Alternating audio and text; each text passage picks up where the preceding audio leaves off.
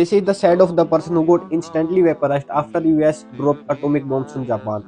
So Japan जो world war to हारने की कगार पर था, क्या उन पर एक एटॉमिक बम इस्तेमाल करना एक टैक्टिकल रीजन था या फिर बस जो यूएस है वो अपना डोमिनेंस दिखाना चाहता था।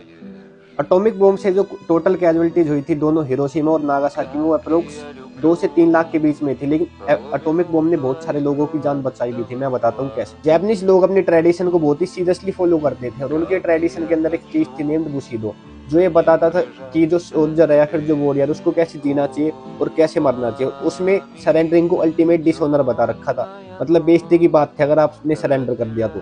और ये बात कहीं ना कहीं यूएस को भी पता थी कि जो जापान वो कभी सरेंडर नहीं कर सकता, क्योंकि जापानीज लोग अपने ट्रेडिशन को बहुत ही सीरियसली फॉलो करते थे। यूएस ने बहुत बार कोशिश करी कि जापानीज लोगों से डिप्लोमेसी या फिर पीस टॉक्स करके जो वॉर है उसको खत्म कर, लेकिन जापानीज लोगों की डिक्शनरी में सरेंडरिंग नाम की तो चीज ही नहीं थी। अगर यूएस लैंड इन्वेजन करके जापान को कैप्चर करने की कोशिश करता तो एक तो जो वॉर है वो बहुत लंबे टाइम तक एक्सटेंड हो जाती और ऊपर से उसमें बहुत ज्यादा कैजुअलिटीज होती, लगभग 1 से 2 मिलियन के बीच में उसमें कैजुअलिटी। सो यूएस को पता था कि जो जापान है वो ऐसे तो सरेंडर करेगा नहीं, तो हमें कुछ मतलब तगड़ा अटैक करना पड़ेगा। तो फिर यूएस ने सोचा जो बेस्ट ऑप्शन है वो यही है कि इसके ऊपर एटॉमिक बम से अटैक कर दिया जाए।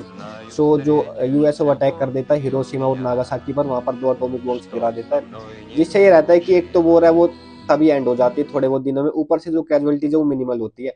अगर कोई और तरीका अपनाता यूएस वॉर एंड करने का तो उसमें एक तो टाइम बहुत लगता है, ऊपर से कैजुअलिटीज बहुत हैवी होती है। Thank you.